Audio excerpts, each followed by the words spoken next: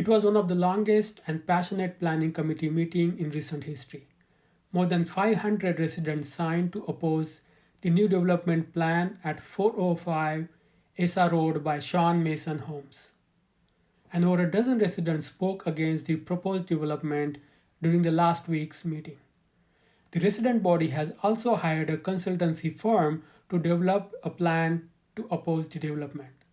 It started in 2018 when the first proposal to build 16 townhouses was approved by the council. However, that proposal was appealed to and later approved by the local planning appeal tribunal, which is now known as Ontario Land Tribunal. After a long battle, Sean Mason Homes has decided to submit a new application for a much bigger development. This time, it wants to build a total 115 units on 0.7 acre of land.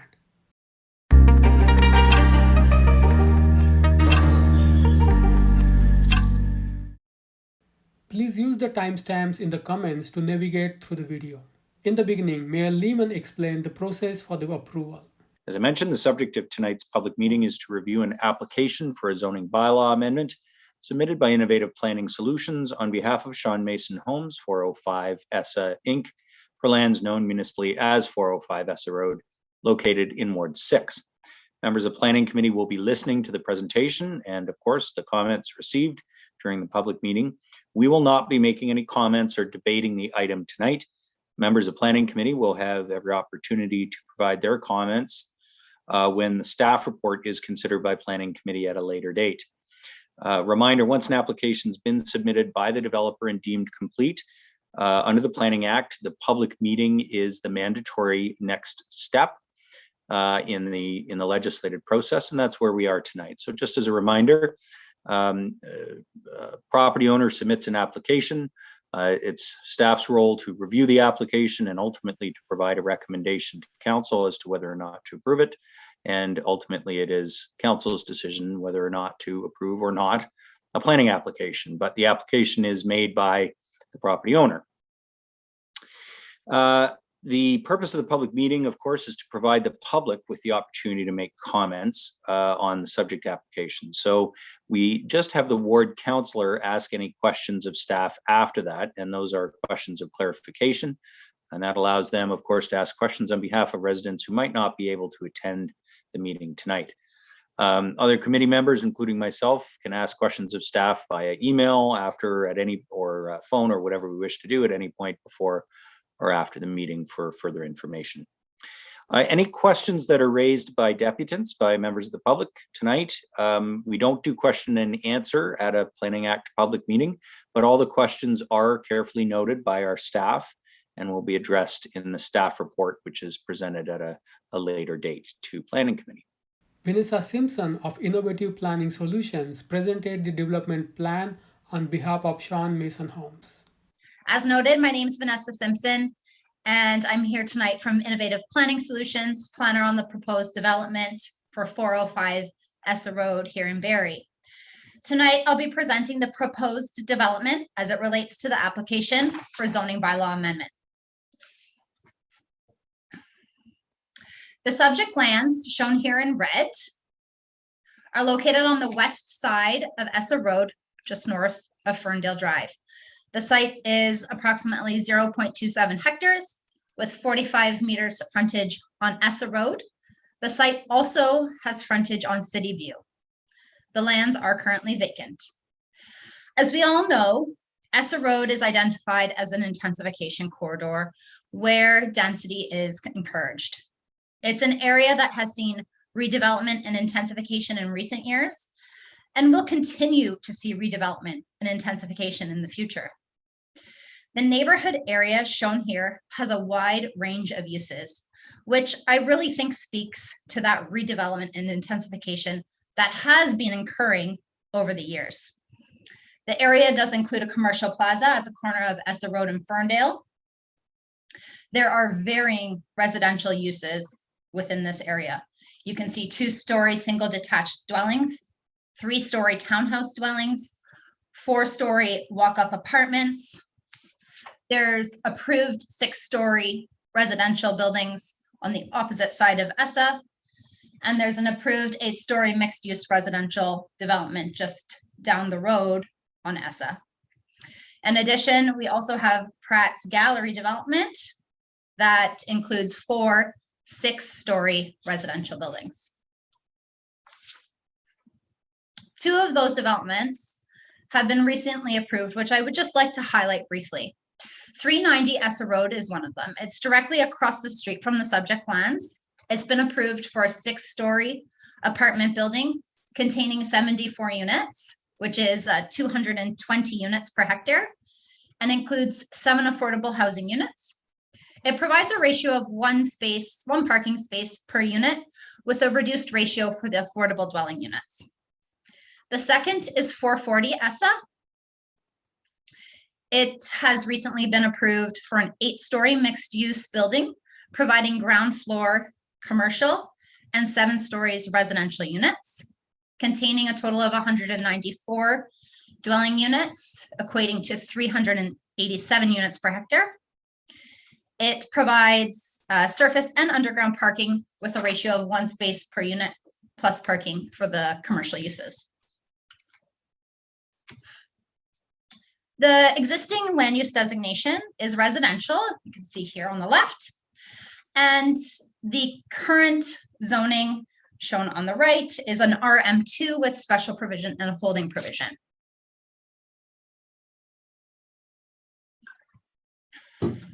Now on to the proposed development. The site plan shown here provides a schematical layout of the site, which features the following. An 8-story mixed-use building proposing a total of 95 dwelling units and a density of 352 units per hectare. It proposes ground floor commercial units fronting Essa Road. As per the zoning bylaw, the inclusion of ground floor commercial use permits a maximum building height of 25.5 meters, which is essentially 8 stories. Along City View, 6 3-story townhomes are proposed. These dwelling units provide an interactive building facade rather than a blank wall. The apartment building, which is located within the center of the site, with the commercial units and the townhomes acting as a podium for the building. This provides step backs, which ensures the building conforms to the angular plane provisions. 89 condo units throughout 7 floors are proposed, ranging in size from studio units to 3-bedroom units. At this time, 12% of the units proposed are anticipated to be affordable dwelling units as per section 3322 of the official plan. A total of 104 parking spots are being proposed through both surface and underground parking, providing a ratio of 1 space per dwelling unit plus the required commercial space parking. At-grade outdoor amenity is proposed. Additional outdoor amenity is proposed throughout rooftop balconies on several levels of the building, in addition to indoor amenity as well. The building is uniquely designed. The developer is currently exploring geothermal, and it is anticipated that the entire building will be powered via geothermal. The building is enrolled in the Energy Star multifamily pilot program, which is similar to the Net Zero Ready Towns on Athabasca and Veterans. The Essa Road frontage is shown here, which demonstrates the ground floor commercial uses with glazing and signage.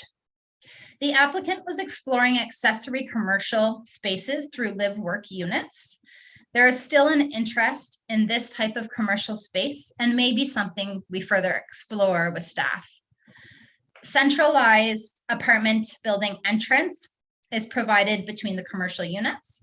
These at-grade features will activate the street and provide pedestrian connectivity. The entrance to the parking and underground parking structures seen at the left. The building above this entrance is rather unique as it features a large indoor amenity space with windows only facing Essa Road to maintain privacy on adjacent dwellings. As noted, step backs are provided through the building floors. This ensures that the building meets the required angular plane provisions. They can be seen on this slide. You can definitely see some of these side step backs, as well as the next image. Again, the step backs can be seen at the 3rd, 5th, and 6th floors. Each step back provides varying depth. Balconies are also proposed to add private outdoor amenity space for each dwelling unit, as well as it provides a variation in the built form and building facade. This image demonstrates again the step backs along the Essa Road frontage, as well as the city view frontage. It also shows the height of the townhomes that would front city view, as well as the rooftop spaces, which can be seen with the blue glazing. The zoning bylaw amendment application intends to rezone the lands from RM2 with special provision and holding to MU2 with special provisions. The planning justification report lists all applicable zoning provisions and details associated. As required, a neighborhood meeting was held in June of this year. At that time, the development proposal included an 8-story building with 115 dwelling units, consisting of 6 townhouse units, 103 condo units, and 6 mixed-use live-work units. And of those total units, 15% were anticipated to be affordable units. And it provided 100 parking spaces, which required a ratio of 0.86 spaces per unit. Some of the common themes we heard from the neighbors included concerns regarding increased traffic, queuing times, and need for additional traffic controls or signals within the area and neighborhood, concerns regarding the parking ratio, and that city view would be used as overflow parking, concerns regarding the through traffic from Essa Road to City View, both vehicular and pedestrian, building height, views, and shadowing.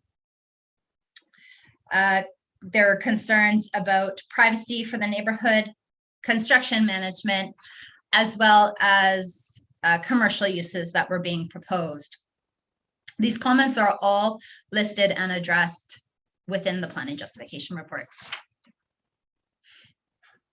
Through this community consultation, it did result in a number of revisions to the development proposal.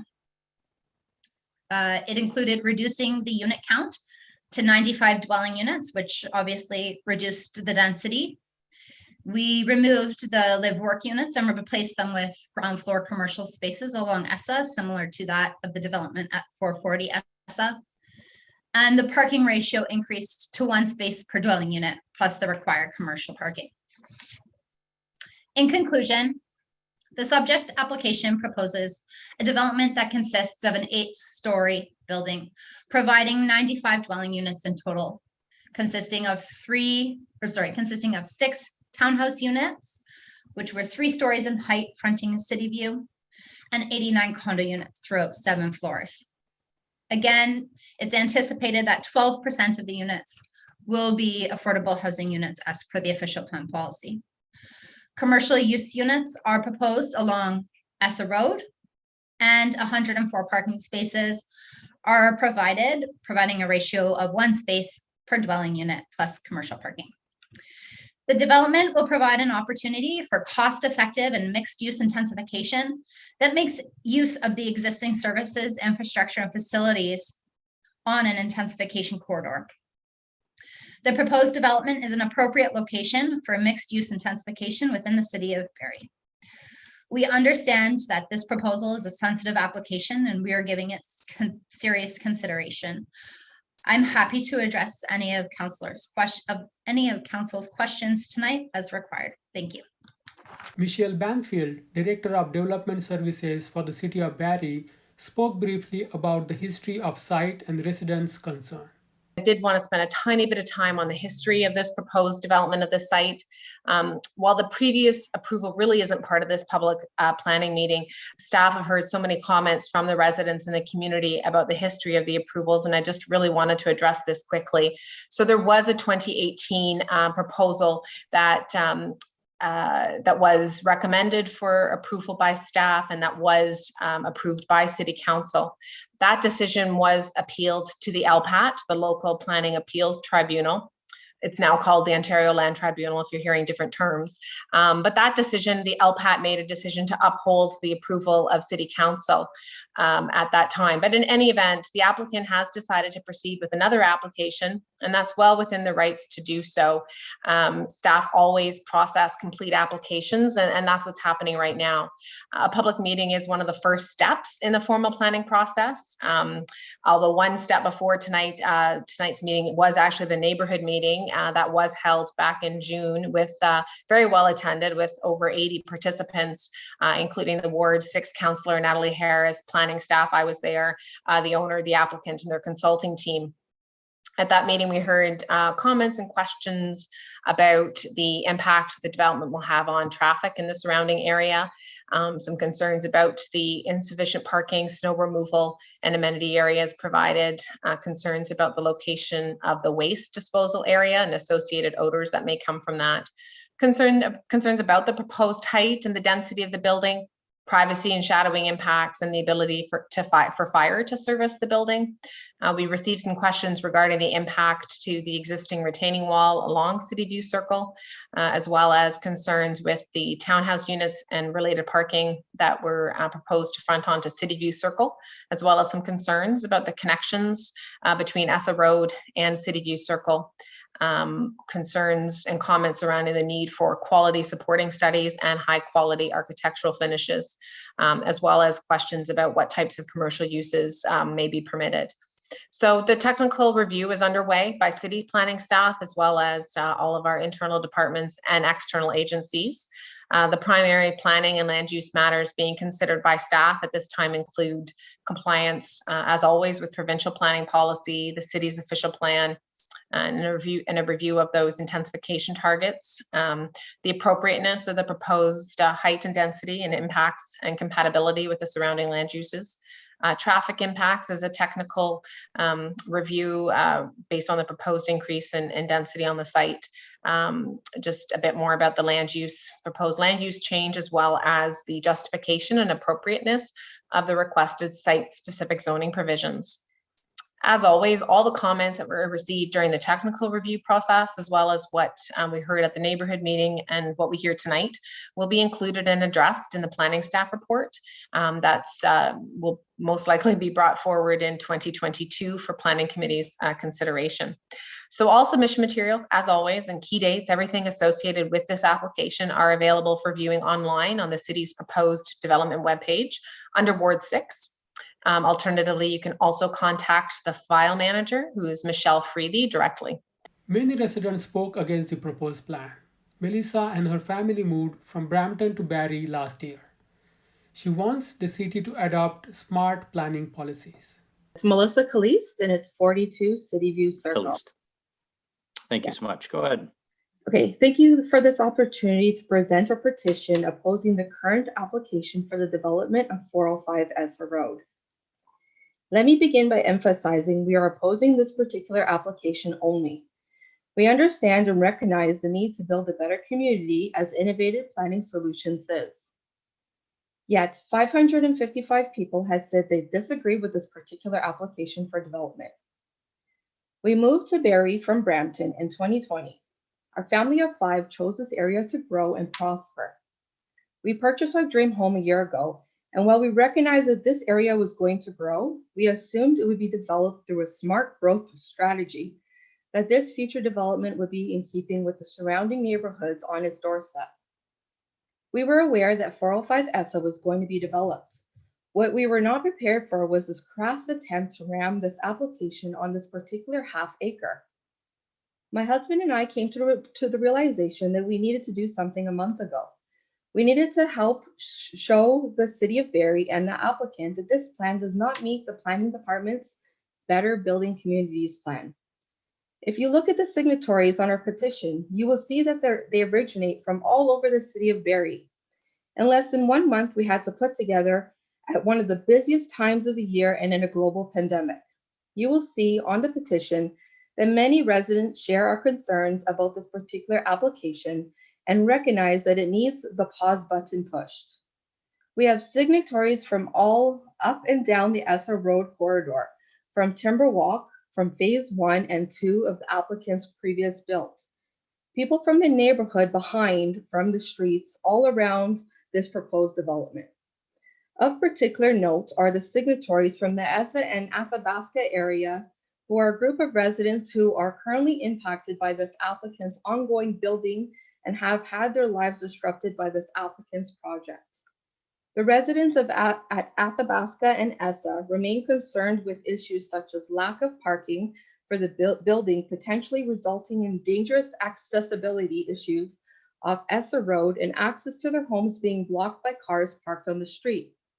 In conclusion, we submit this petition with 555 names of ratepayers in the city of Barrie with the belief that it will help planning staff to realize that this intensification application is out of context to this stretch of secondary intensification corridor.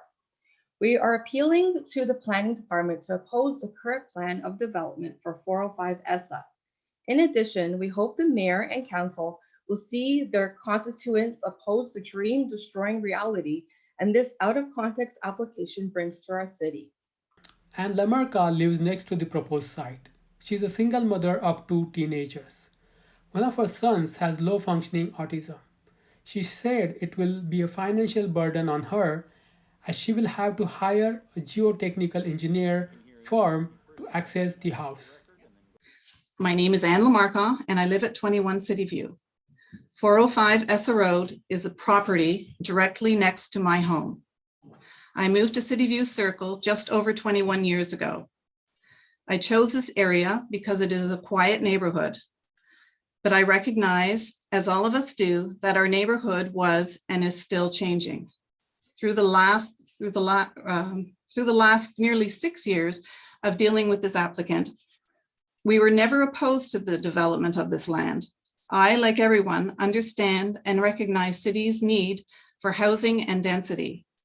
Our opposition to this applicant's building has always been about the choice of build form and his density targets. Now we were faced with this completely out of step massive project that is a mere millimeter from my family home. I have been told by city staff and councillors that I should focus on remarks tonight on planning issues. I will also explain the effects that this application may have on our community and then on myself and my family specifically, if it is approved. City of Barrie planning must account for the human costs that this application like this have on people's mental health. Let me explain how this relates to me and my neighbor's mental health. Mr. Mason's consulting firm, Innovative Planning Solutions, motto reads that their firm belief that building relationships in turn builds better communities. I have yet to see how this application helps build a better community. This plan is a gross distortion of density targets, and there is no attempt at mitigation for our neighborhood surrounding this application, and for my home specifically. The firm talks about varying levels of consultation with neighbors. However, I was approached once by Mr. Mason about this new proposal, but when he realized I did not want the wall on my property line to come down, he walked away and I haven't heard from him since. The changes from the draft plan from June public meeting to what the applicant is submitting today demonstrates acute lack of regard for the residents surrounding this application. The late and well-respected planner, Al McNair, said about this application in May that this proposal is a grotesquely attempt to densify, to make a larger profit. I've spent many sleepless nights and lost almost 6 years worrying about the various plans being put forward for 405 Essa. The latest plan would place this massive project literally millimeters from my property. Marissa, our planner, has pointed out that you cannot possibly offer any sort of buffer to myself or my neighbors with this existing application. I beg the planning department to consider the human cost to this. You will shatter any sense of privacy I have and my sons have. The lights from the well over 100 cars that will be entering the property from Essa Road will be directed directly into my bedroom window. We know what the construction of this project would entail and what its effects would be on all of us. Constant noise and vibration from the digging and of the parking garage. Essa Road shut down, City View Circle shut downs for construction. And yes, I know planning doesn't decide this at this stage of the planning process, but please look closely at what truly builds a better neighborhood. A while ago, planning passed and defended a working plan for 405 Essa, which I personally had very little problem with. Now it seems like we are suffering through another round of a highly aggressive housing plan that will change our home life forever. How will Mr. Mason be able to guarantee that hammering steel beams into the ground, causing vibration to the soil, will not damage my property? How can he ensure that the integrity of my foundation? I am a single mother with two 15-year-old boys. One of my boys, Tim, has low functioning autism. Because of this, I only work half days, so I can care for my son in the afternoons. This proposal is also a financial burden for me, as I now feel I need to hire a geotechnical engineer firm to assess my house before Mr. Mason starts digging for the underground garage. Without a doubt, if he is permitted to take down the retaining wall that is on my property line, it will affect my foundation. My basement is less than 8 feet away from the retaining wall. Let alone all the grass on the side of the house will be dug up from front to back if the 108-foot wall is pulled out.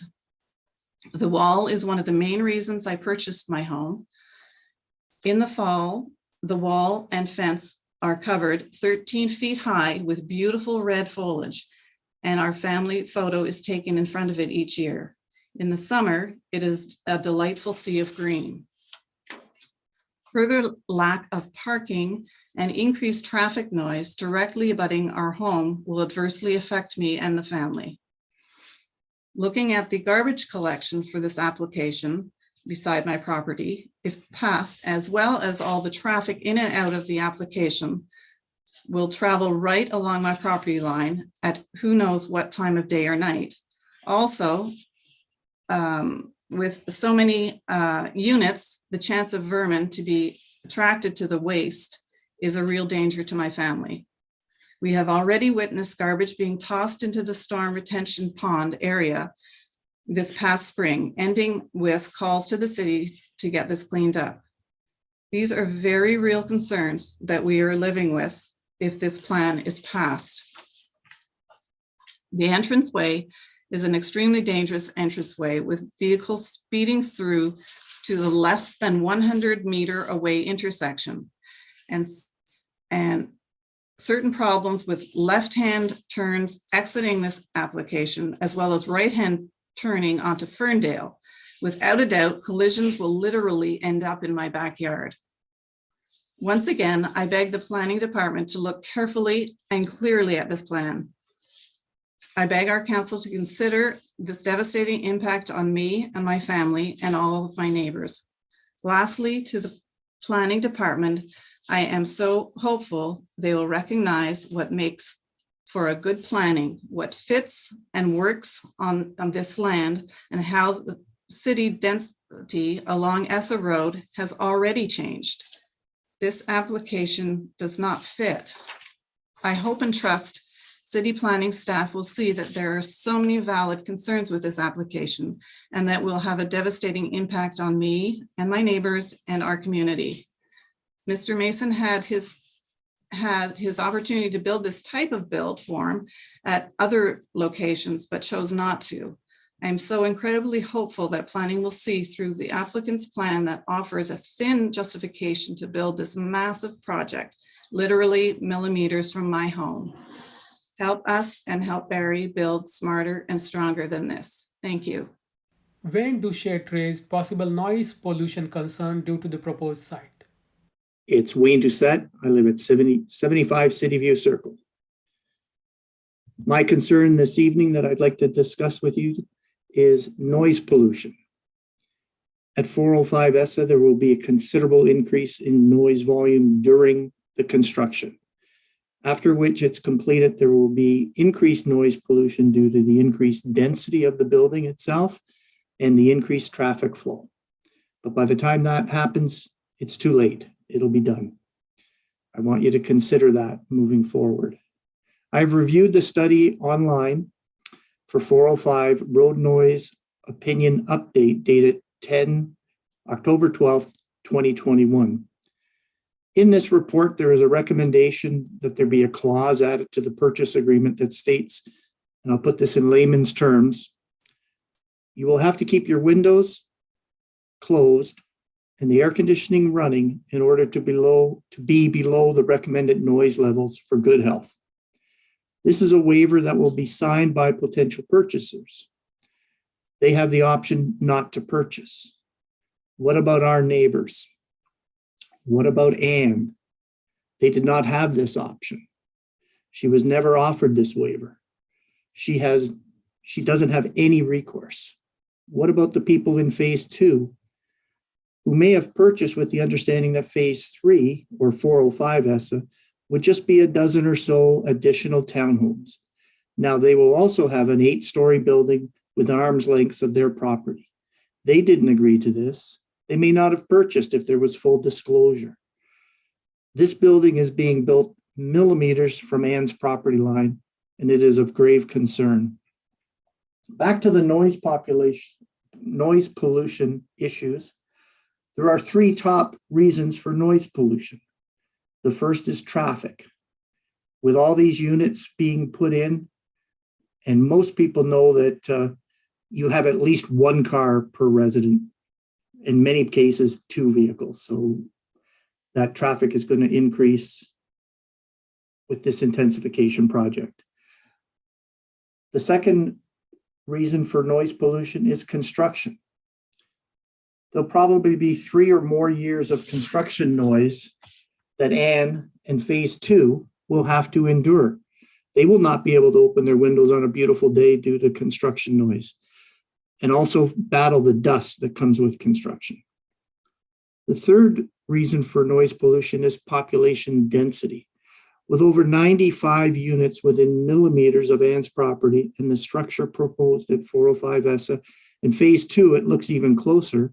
This will definitely cause an increase in the noise pollution. Anne's home will be next to the entrance of the complex, with countless deliveries, emergency vehicles, waste disposal trucks, snow plows, landscaping vehicles, etc., etc. It will take a toll on Anne and her family. Noise pollution takes a toll on people in many ways. Physical issues, psychological issues, stress, which we all know causes numerous illnesses, and it causes sleep disorders. In my reading, I read that the best way to combat noise pollution is trees. And on the lot of 405, there are 10 or more old growth trees that will no longer be there to reduce the noise pollution. Does the city planners require the developer to keep them or replace them with new trees that will take 4 to 5 decades to be the size of the ones the developer will be removing? That's all I have to say. Thank you. David McKenzie talked about the points raised by the local planning tribunal while granting Sean Mason Homes permission to build 16 townhouses. I have several questions that are or comments related to matters that have already been adjudicated before LPAT that bear upon the newly proposed development for this property. In the decision from the LPAT Tribunal regarding the previous proposal for development at 405 Essa, the tribunal raises a number of points regarding matters of appropriateness and gradual transition, and the nature where he provides comments regarding the nature of what constitutes appropriateness and graduation on this property, and he also comments upon matters of density. To begin with, I want to raise specific points from the tribunal report. The tribunal highlighted that, I quote, noting that the existing development on City View Circle is internally oriented, while the proposed development is oriented to Essa Road, the tribunal finds that the proposed zoning bylaw amendment, which was passed recently by city, or passed at that time, accepted by the tribunal recently, that this proposed bylaw amendment takes into account the existing character of the area and facilitates a development on Essa Road that's in keeping with the existing streetscape.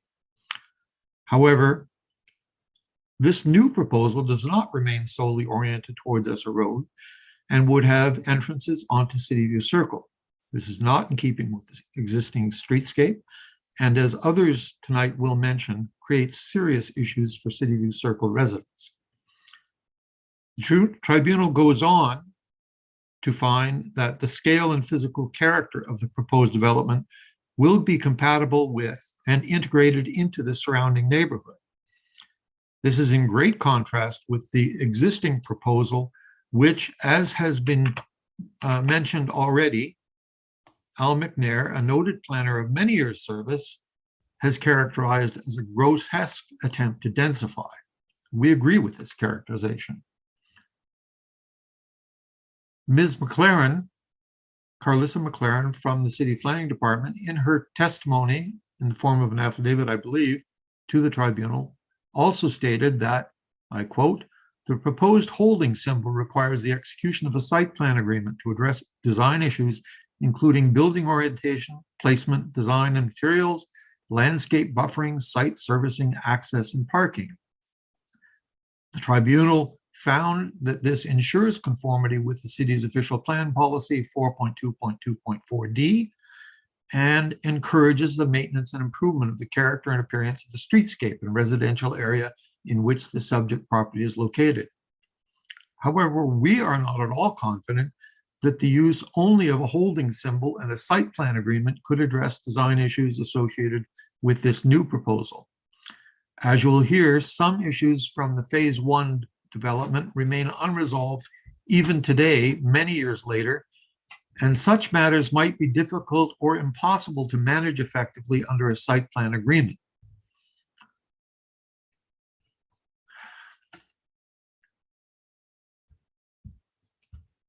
Furthermore, the tribunal highlights additional testimony of Ms. McLaren, who stated that, I quote, the distribution of proposed density on the subject property through the provision of townhouse built form provides an appropriate transition to adjacent low density uses as required under the city's official plan policy 4.2.2.4B. The tribunal then concurred, finding that, quote, the previously proposed, previously is my word, I've inserted here to make clear which zoning bylaw we're talking about. The previously proposed zoning bylaw amendment will facilitate a townhouse development with a density that provides for appropriate transition to adjacent residential uses in conformity with the city's official plan policy 4.2.2.4. Regardless, we contend that the new density proposed for this same property is wholly inappropriate in density and one that does not provide for appropriate transition to adjacent residential uses in conformity with the official plan policy. And it's also not of a built form that provides for appropriate transition to adjacent residential uses in conformity with the city's official plan. Returning to the nature of gradual transition, the tribunal found that the height of the proposed development on the sides of the block fronting Essa Road and the entire rear block will be 3 stories, which is consistent with the height of buildings nearby and allows for a gradual transition from the 2-story dwellings on City View Circle. The tribunal finds that with the proposed rear yard setbacks of 16.7 meters and proposed buffering further assists with this transition. The end units of the townhouse block fronting on Essa Road provide a step back from the side lots and provide for transition to the heights of the nearby lower density residential dwellings. The tribunal finds that this transition is facilitated by the proposed lower height and pitched roof, the rear townhouse block adjacent to dwellings on City View Circle. The tribunal finds that the proposed zoning bylaw amendment will facilitate a built form that's compatible with the scale of adjacent properties and will facilitate a building height transition with taller buildings on the arterial road down to lower height buildings adjacent to the lower density residential area to the rear of the subject property. None of the conditions above, our comment is that none of the conditions that were just mentioned that enabled the tribunal to make that finding regarding a compatible built form are present in the new proposal. We find it impossible to conceive of a way in which the current proposal can meet the requirement of a compatible built form.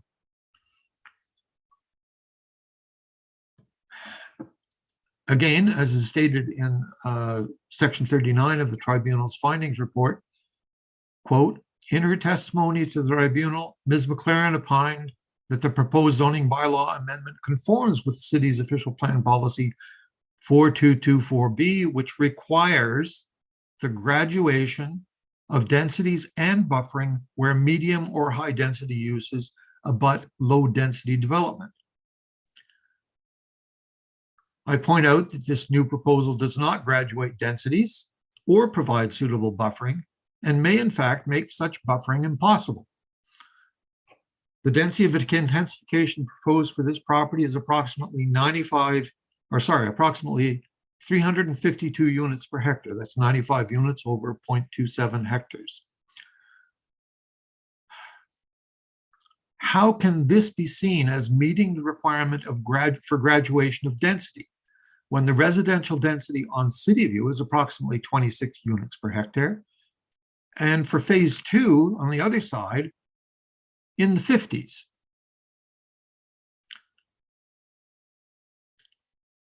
Policy 4224 design policy of the official plan states that, quote, where medium or high density uses abut development of a low density nature, buffering protection will be provided to minimize the impact of lower density uses.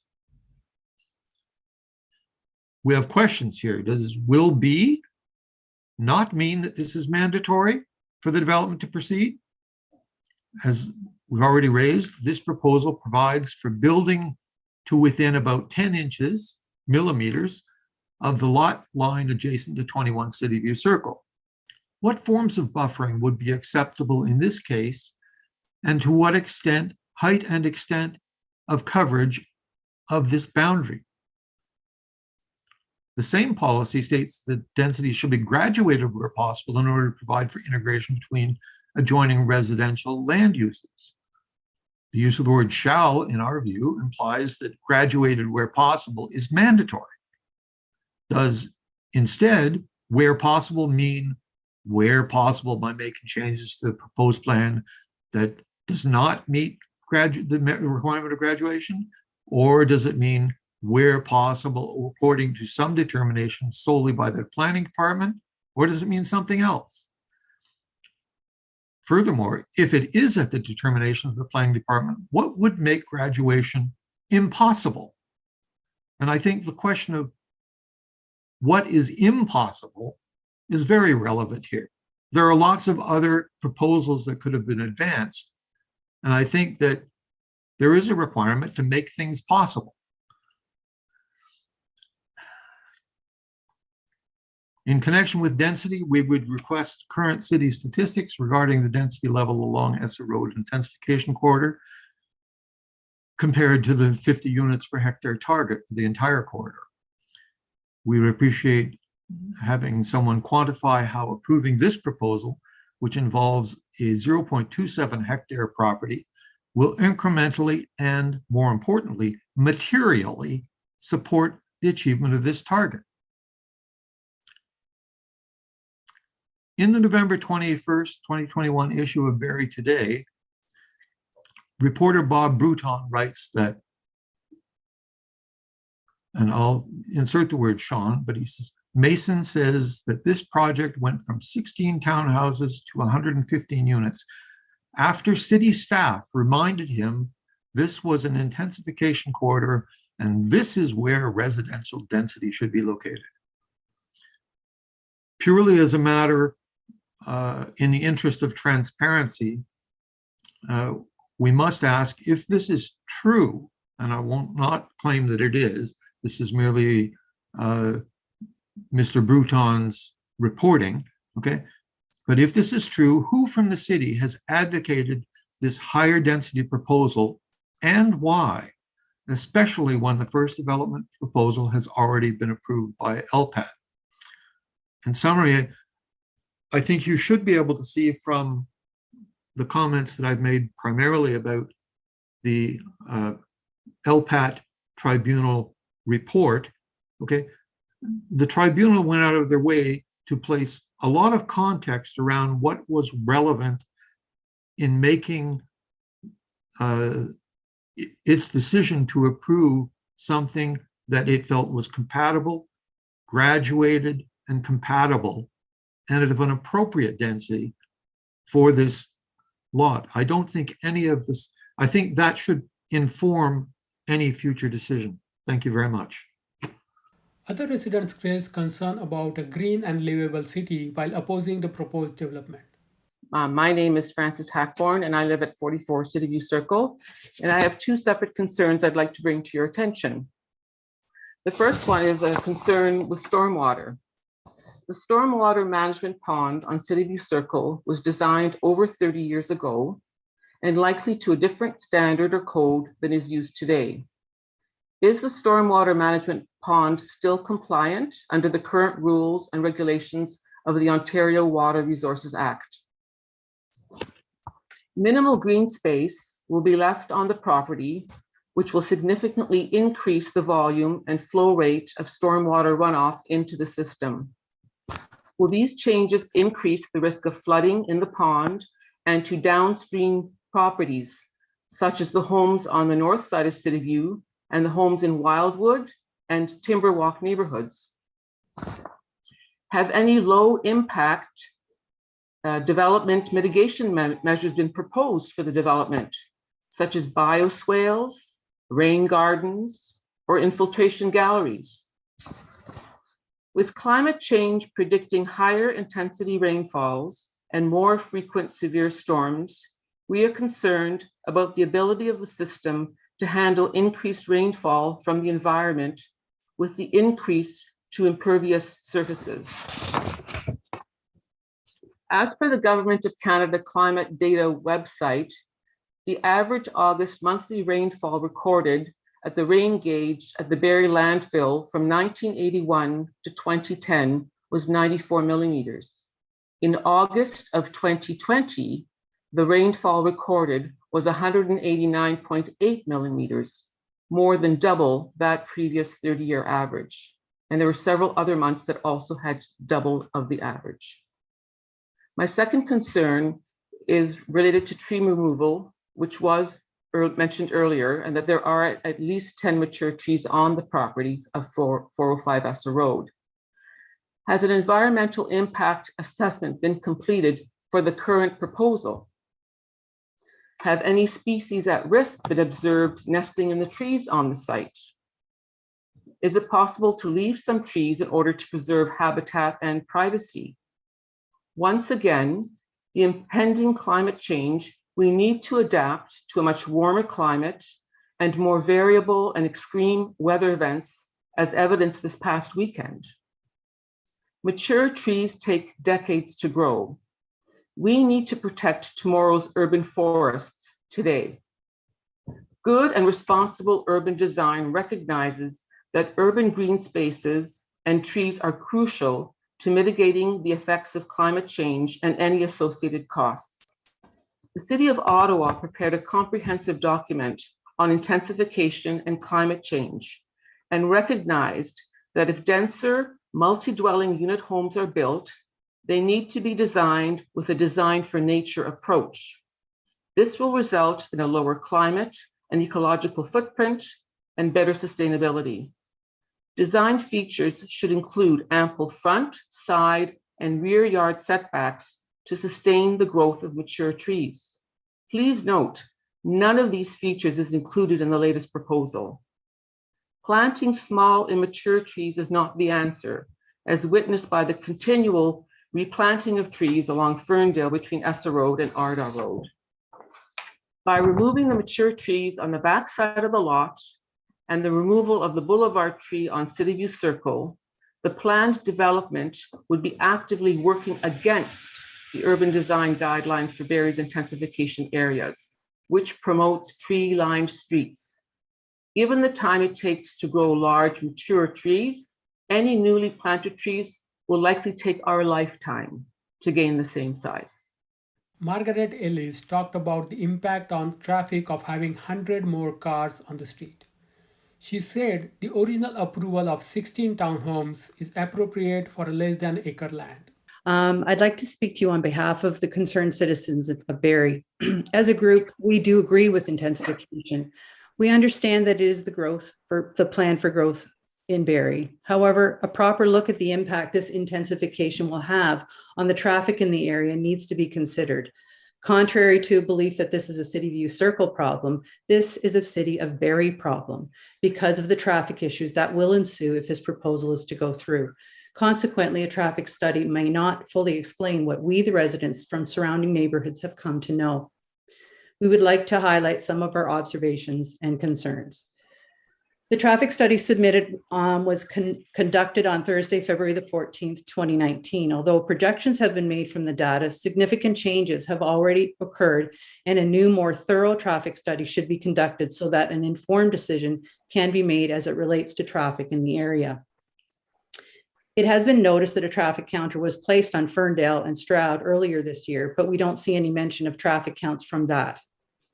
Since the study, Harvey Road overpass has opened and a number of buildings have gone up, contributing to the increase in traffic.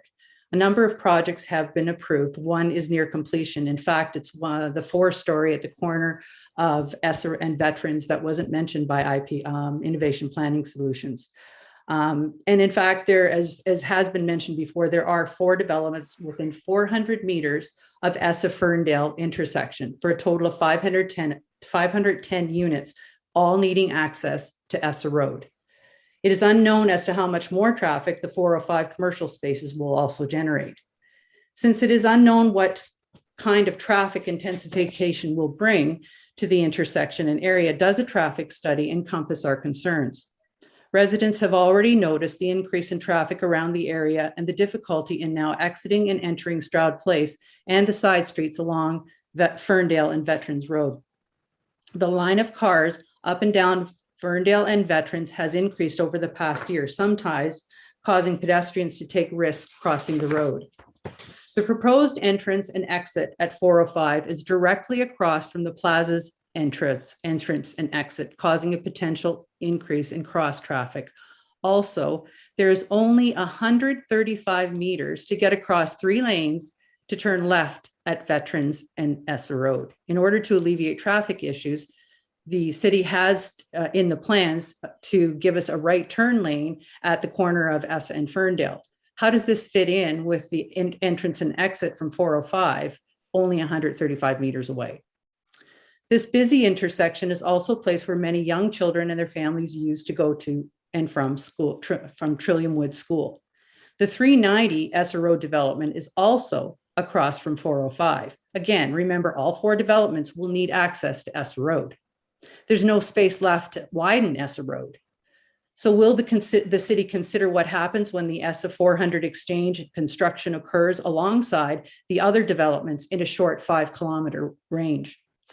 Essa Road is an emergency detour route for the 400, which comes right by 405 Essa Road before traffic turns on to Veterans. It's also EDR for traffic from Dunlop southbound. A number of collisions have occurred in the recent past with significant damage. Light standards, injuries, 2 were taken to hospital at Harvey road crash involving 6 vehicles. A motorcyclist seriously injured a few months ago. The accident breakdown in the last 24 months, so bear in mind, this is also during COVID restrictions, there's been 19 accidents within 400 meters and 43 accidents at Essa and Ferndale. That's for a total of 62 accidents. That is not acceptable. So remember, these numbers are likely lower because of lockdown. Accidents are hard facts. The fact is that 405 entrance exit is a short 135 meters from this already busy intersection. The proposed plan by Sean Mason Homes and his planning company IPS does not address any of these concerns, and it is not a plan to be accepted. With the upcoming 415 units already approved by council, traffic will increase. We know that. Accidents are already high. The numbers show that. We can mediate additional traffic issues by reducing the additional 95 units proposed to the original 16 townhomes on record. Once again, we are not opposed to intensification, just the impact of this over-intensified proposal. We are pleading with you to consider the infrastructure. Remember, along with the LPAT approval, the city has approved a Mason's plan for 16 townhomes, a much better fit per 0.67 acres of land. Just let that sink in. An 8-story building on 0.67 acres of land. If you look at the drawings, it's like from edge to edge. There's no room. So all these people in this area. So let's get it right this time for the residents of Barrie. Let's stick to our original plan for this space. We trust that our council and the planning department will make an informed decision with regards to the safety and well-being of our community. Thank you for listening to me. Thanks, Ms. Ellis. Mr. McClure? Yes, thank you, Mayor Lehman, and to all the councillors and the planning department. Thank you for this opportunity. I just wanted to bring your attention to just one quick thing on regards to the revised development concept that's been posted for 405.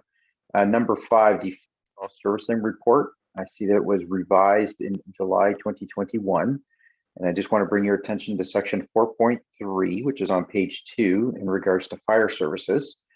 It says in there that the existing fire hydrants in phase 2 would be suitable enough to deal with any fire issues for the townhouses that were going to be proposed for 405 Essa.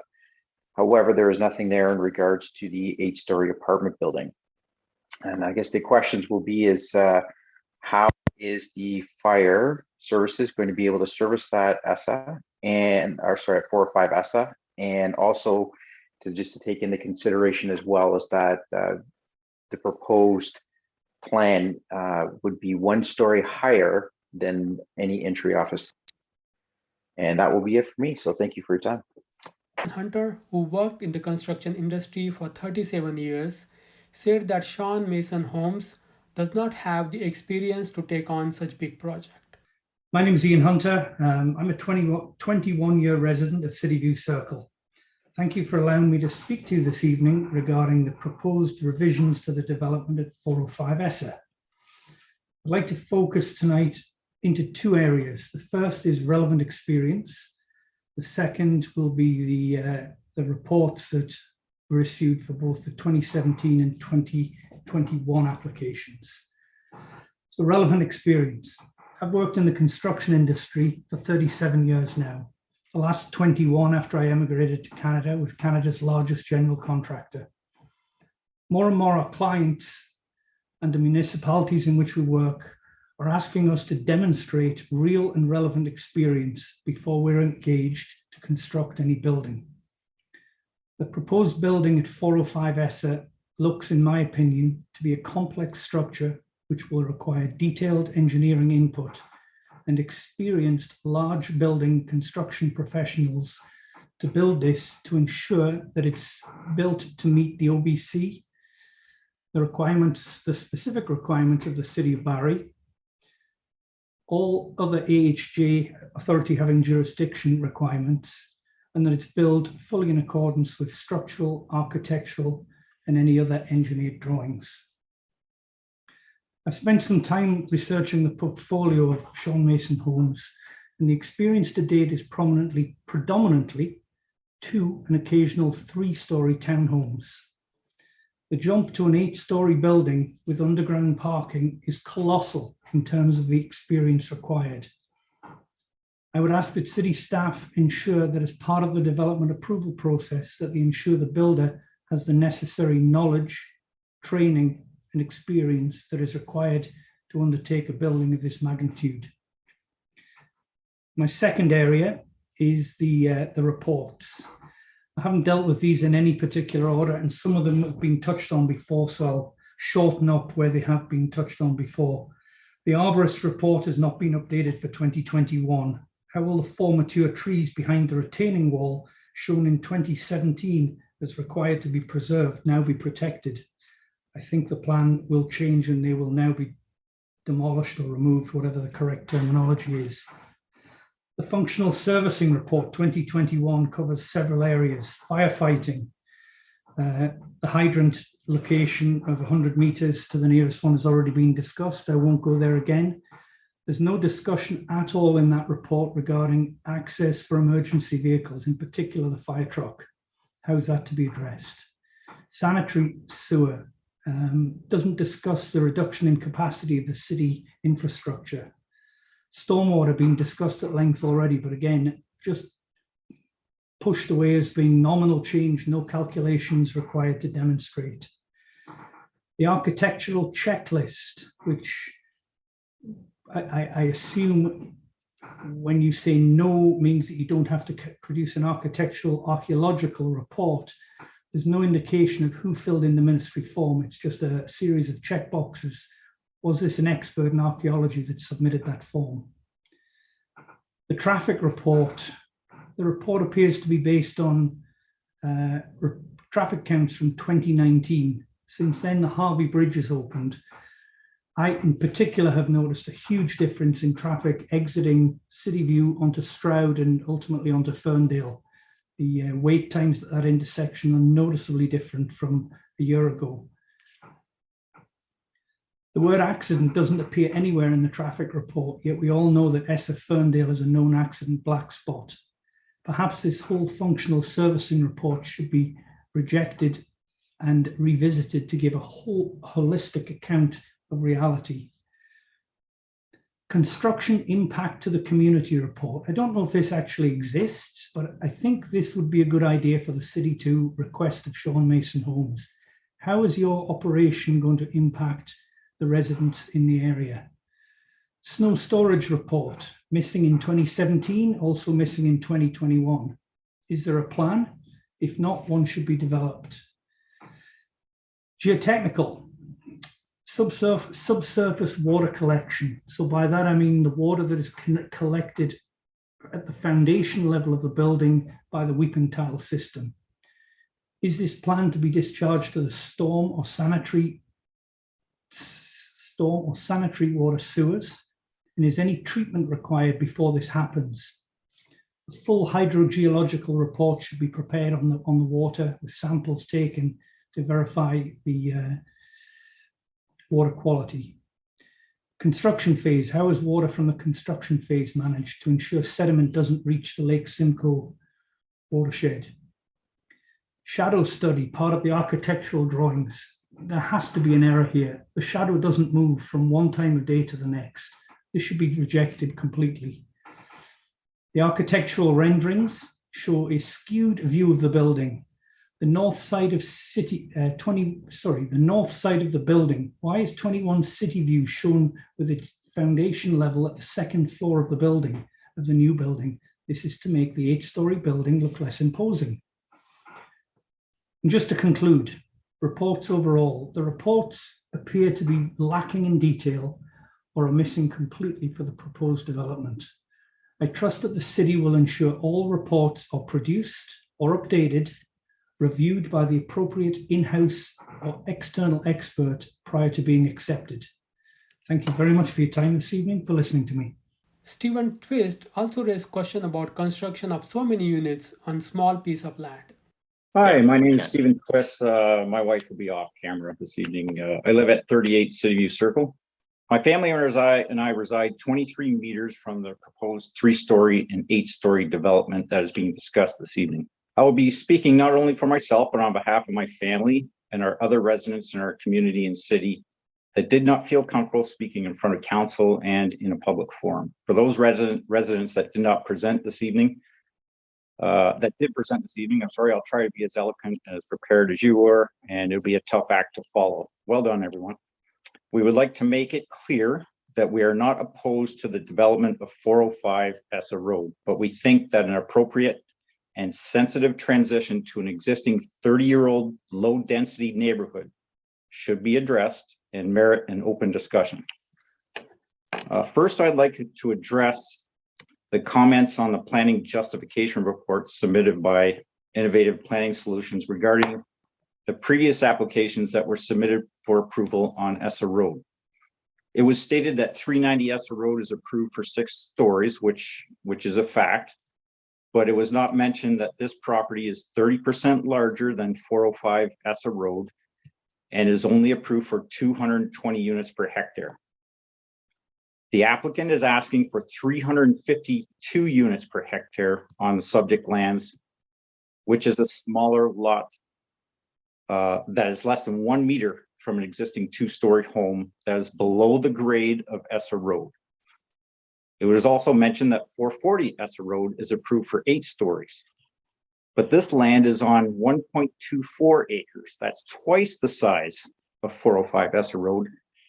And that property, 440 Essa Road, sits 0.42 kilometers away from the existing residential neighborhood that will be affected by this proposal. These are not comparable examples. If we want to present comparables, let's discuss the applicant's phase 1 and phase 2 that have been approved and built, along with some concessions to address some concerns that were presented at neighborhood meetings and presentations that were made in front of Mayor Lehman and council members regarding the transition to the existing residential neighborhood. The applicant's phase 1, which is 120 meters from our neighborhood, was approved for 3 stories and 59 units per hectare. A 6-story and even an 8-story could have been proposed for this property, but the applicant did not present this. The applicant's phase 2, which is 40 meters from our neighborhood, sits on 2 acres and is 3 times a bigger lot size than 405 Essa Road. It was approved for 3 stories and 56 units per hectare. A 6-story and even an 8-story could have been proposed on this property, but again, it was not presented. These phases built by the applicant are better comparables to the subject lands than those previously mentioned by IPS. Reminder that these subject lands are on 0.67 acres, which the applicant's previous approval was for 60 units per hectare.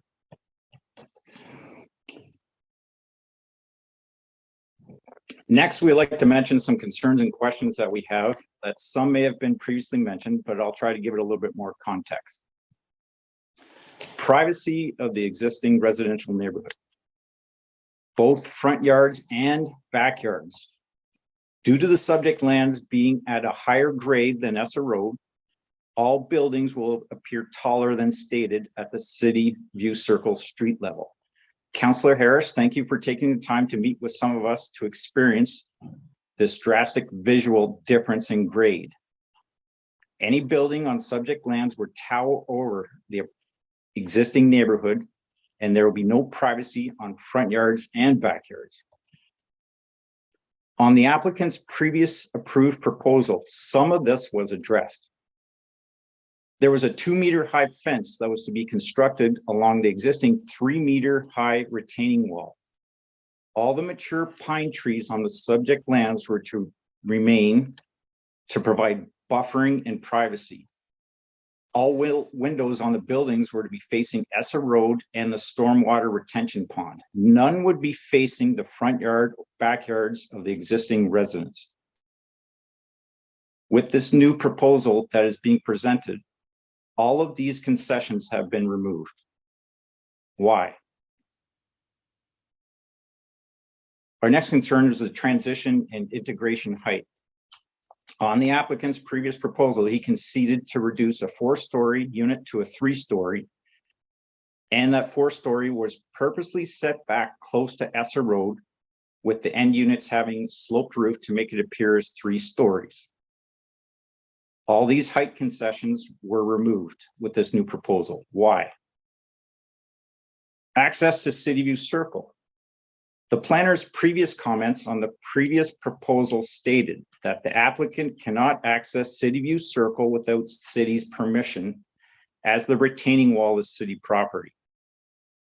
Application and approvals have excluded any access to and from City View Circle as per Phase 2 consultations. And all these concessions have been removed. Why? We discussed grading. Essa Road is at a higher grade than the existing neighborhood. To deal with this concern on the previous application, the applicant commented that the landscaping plan shows retained mature trees atop elevated portion to offer additional privacy with increased setbacks to buildings. All these concessions have been removed. Why? Character and context. We have concerns that the current application does not fit in character or context with the existing residential low-density neighborhood. The previous application had the planner and applicant state that along with their Phase 1 and Phase 2 developments, all 3 phases demonstrated family-friendly pocket communities with supporting amenities. The previous urban brief prepared by Sean Mason, the applicant, for this property states, and I am reading this directly from the brief, the developer believes that ground-related urban multifamily homes provides a more cohesive continuation of the already built community, that the residents can have their needs met by ample commercial development in the area, and is more accommodating of existing residential developments. And I'll continue along with some other comments on that brief.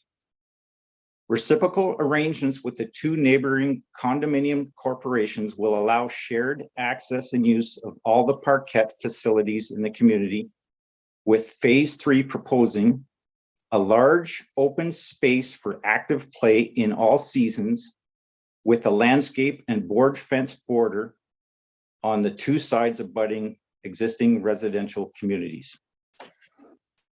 Why have these concessions been removed? And why were the residents of Phase 1 and Phase 2 misled? And why does he think this area needs more commercial development now when he stated previously there is ample commercial space in the area?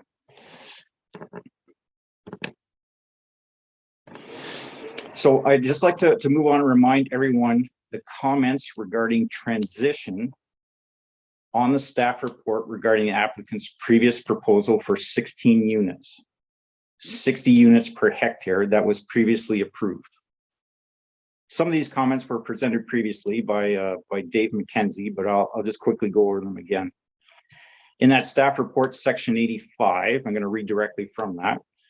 The end units associated with building 1 have been reduced to 3 stories in height so as to provide a step back from the side lot lines and provide a smoother transition to the abutting 2-story low density residential development to the immediate south. This revision is accommodated through a provision of a pitched roof consistent with a number of other residential properties in the area. I'll read a comment from section 93 of that staff report. New developments are expected to provide an appropriate transition to low density residential land uses. There are many ways in which a new development can provide an appropriate transition to low density residential land uses, including the provision of side building step backs to reduce height and shadowing impacts of tall buildings, increased setbacks to provide appropriate spatial separation between buildings, and buffering in the form of oversized infill plantings, vegetation, and tight board fencing. I'll just point out one more comment from that staff report, section 94. Several design elements have been incorporated into the proposed in order to provide an appropriate transition to the existing two-story single detached dwellings in the immediate south and west, such as increased rear and side yard building setbacks, side step back provisions for building one, provision of oversized buffer infill plantings. As such, planning staff are satisfied that the proposed development will provide an appropriate transition from the Essa Road intensification corridor to the residential lands to the west and adjacent single detached residential property to the immediate south. These are just 3 comments that I've referred to in the staff report for the applicant's previously approved proposal for 405 Essa Road regarding transition. With the applicant's new proposal, along with the presentations today, I am having a difficult time trying to understand how the planning committee and city staff can make the same comments on transition to the existing neighborhood and community. We ask that you consider all our comments that were presented to you this evening.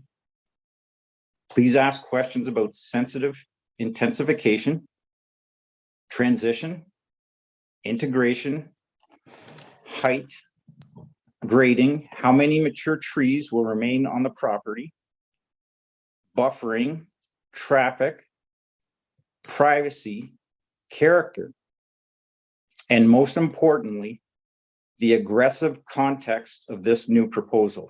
And I'll repeat that, please. The aggressive context of this new proposal. Just a reminder that the applicant was approved for 60 units per hectare and is now applying for 6 times as much on just over a half acre of land. What exactly are we doing here? Thank you for your consideration and good evening. A group of Barrie residents have hired Skelton, Brumwell and Associates Inc. to oppose the zoning bylaw amendment. My name is Marissa Handling, and I am a planner at Skelton, Brumwell and Associates. Our company address is 93 Belfarm Road, Suite 107. I am here on behalf of Skelton, Brumwell and Associates, who is engineering, planning, environmental firm located here in Barrie for over 50 years. We have been retained by a group of City of Barrie residents that are in opposition of the zoning bylaw amendment by Sean Mason Homes at 405 Essa Road. It is our objective of the retainer to peer review the supporting studies and reports of the ZBA for 405 Essa Road submitted by various consultants. Our project team includes Michael Winia, senior planner, ecologist, and partner at the firm. He will be leading the review of the submitted planning and ecological reports. Scott Brumwell, who is the principal engineer and president. He will be leading the review of the traffic studies submitted. Brian Bolivar is the senior project engineer and vice president. He will be leading the review of the stormwater management and geotechnical reports. And Matt Bertram, he is the senior project engineer and partner, and he will be reviewing the servicing reports. So at this point, we have notified the various consultants, and as a result, have also spoken to the applicant, Mr. Mason. So we have let them know that we are reviewing the authored reports based on planning policies and engineering design standards. So we believe that now is a good time to inform staff and council of this peer review as well. So our clients at the opposition group have very well articulated a number of concerns of this development during this meeting. I hope that these concerns and comments have provided the planning committee real life concerns of this development. At this point, SBA has done a preliminary review of some of the supporting zoning bylaw amendment studies and reports, and have flagged a number of issues that we anticipate will be raised by staff and other reviewing agencies. We'll provide these comments and concerns in a formal report to staff between now and when the planning committee makes a decision. And that's basically all my presentation is. On behalf of the opposition group of the zoning bylaw amendment by Shaw Mason Homes at 405 Essa Road, I'd like to just thank everyone who participated. Great job, everyone. And thanks for the attention of the planning committee and staff. As the proposed development falls into the Ward 6 of Councillor Natalie Harris, only she was allowed to ask questions. She expressed disappointment that even after the approval, the entire process has restarted. This has been a very long journey, if you will, for the residents, not only on City View Circle, but in the condos in the original phases of this development.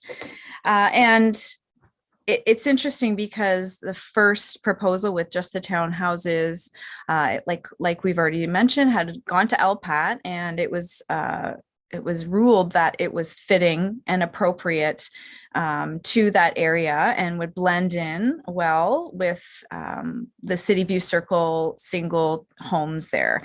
So it's just, I'm saddened that we're at this point, to be honest, for the residents that have been going through this for so long, because in my opinion, the height and density of this is just not even practical. So the reason why I pulled up slide 8 is to just point out on the far left of the screen, the City View Circle, and how much lower it is. So if you drive, and I really encourage everyone to drive on City View Circle, and to see where one of the people that spoke today, her home is right next to this, like literally less than a meter away from the proposed development. And the City View Circle Road is quite low down. So as you can see, there are all the numbers there. So the perception of this building will even be bigger than this. So walking along the sidewalk, which is very limited already on City View Circle. So if you're actually walking on the sidewalk right where that picture is, there's really hardly any room for I guess it would be a boulevard before the retaining wall starts and goes up to this site. There isn't much room, so it'll be a building. The building will be there, and I just want to kind of paint the picture, but I definitely encourage anybody to drive along and see how much lower City View is if you go on that street. Harris wanted to know who will pay if the wall of nearby house is damaged due to the construction. Can the developer go back to the original approved plan? And what are the future steps? Who is responsible? This might be to you or maybe to our staff. What does happen if foundation, such as Anne, who did her deputation, what if her foundation is damaged due to vibration because of the close proximity of her home? Who is responsible for fixing that? Some of those items are definitely taken a look at by our field staff.